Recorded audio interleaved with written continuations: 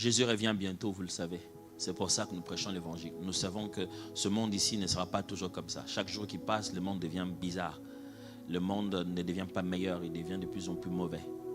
Mais la parole de Dieu nous a enseigné en nous montrant qu'en attendant que Jésus n'arrive, nous devons maintenir ici-bas cette vie de Christ, ce sel qu'on doit amener dans le monde, cette lumière qu'on doit amener. La lumière n'a pas de sens au milieu de lumière, elle a de sens au milieu des ténèbres. Et aller au milieu des ténèbres, aller au milieu du monde, ce n'est pas toujours aller pour prêcher.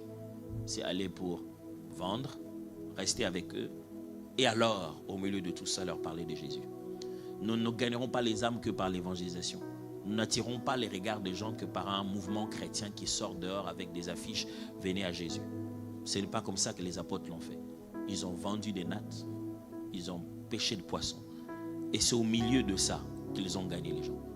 Nous évitons tellement le monde. Et nous nous demandons, nous voulons qu'ils viennent à l'église. Non, il faut côtoyer le monde pour qu'ils viennent à Jésus. Une fois à Jésus, ils viendront à l'église. Maintenant, nous puisons des gens pour qu'ils viennent à l'église sans se poser la question s'ils ont adhéré au royaume de Dieu. Et puis après, maintenant, ça devient un problème. Pourquoi? Parce qu'on les a invités à l'église. On ne les a pas gagnés à Jésus. J'aimerais vraiment vous encourager à faire quelque chose qui vous met en contact avec le monde. Ils ont besoin de nous. Et ils n'ont pas besoin qu'on leur parle juste de Jésus. Ils ont besoin de manger, parler, vivre, acheter, vendre avec nous. Et voir comment on peut le faire bien. Jésus aurait pu venir être un moine, habiter à la montagne loin des pécheurs. Jésus a vécu au milieu des gens. Il a gagné. J'aurais bien voulu voir la fois où quelqu'un était en train de débattre le prix avec Jésus-Christ sur un de ses escabeaux qu'il aurait fait pour lui. Jésus a fait l'échange commercial et économique, a vendu ses services. Jésus a travaillé, mes amis. Et c'est comme ça qu'il est entré dans la société. Il voyageait comment? Les bateaux du pêcheur, il allait par-ci par-là. Jésus prêchait où? Dans les fêtes, pas dans les synagogues seulement. Les endroits où Jésus a fait des grands exploits, dans la fête d'un tel, il était invité dans telle chose. Ces fêtes-là n'étaient pas que des fêtes chrétiennes. Jusqu'au point où une prostituée vient juste les laver les pieds. C'est dans quel cadre ça? Ce n'était pas dans une réunion d'intercession. On a tellement peur du monde. Comment on leur apportera la lumière du monde? Entreprenez. Prenez le courage, mes frères et sœurs, Dieu est avec vous. Rien que parce qu'il veut amener l'évangile à cet endroit, il vous fera réussir. Et je sais que si vous réussissez dans cet endroit, vous montrerez aux gens la bonne façon de réussir. Si vous croyez que ceux qui sont dans ce milieu sont empreints d'une autre forme de spiritualité, pourquoi pensez-vous alors que le diable voudrait que les gens réussissent avec lui dans le monde des affaires? Pourquoi spirituellement ça doit être le diable qui est derrière eux? Si le monde des affaires n'est pas un terrain à gagner spirituellement, pourquoi le diable s'y mêlerait? Je ne sais pas si vous avez compris ma réflexion. Pourquoi les gens recherchaient des pouvoirs mystiques pour réussir dans le monde des affaires si le monde des affaires n'est pas un terrain, un royaume à conquérir spirituellement? On ne se battra pas avec le diable ici. Ici, on est chez nous.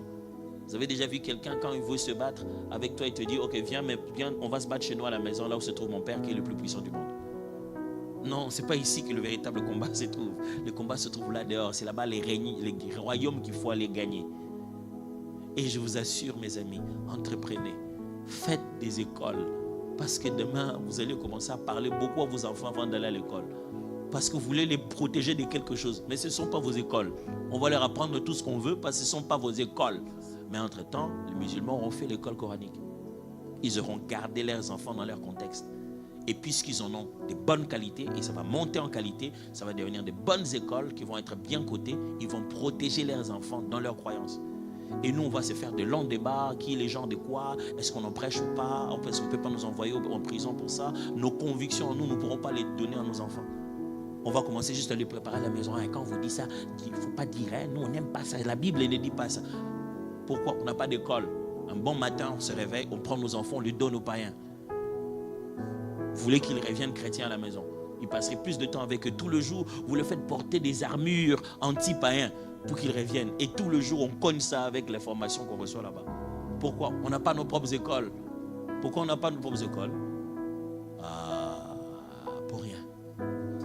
Pour rien. Je vous encourage, mes amis. si nous ne créons pas un monde où nous avons entrepris nous-mêmes. Nous ne serons pas tenir jusqu'au retour de Christ. Il faut vraiment. La tribulation va monter, mes amis. Ça va commencer petit à petit à se faire sentir avant son retour. Mais si on veut résister dans cette prochaine génération, il faut entreprendre. Je disais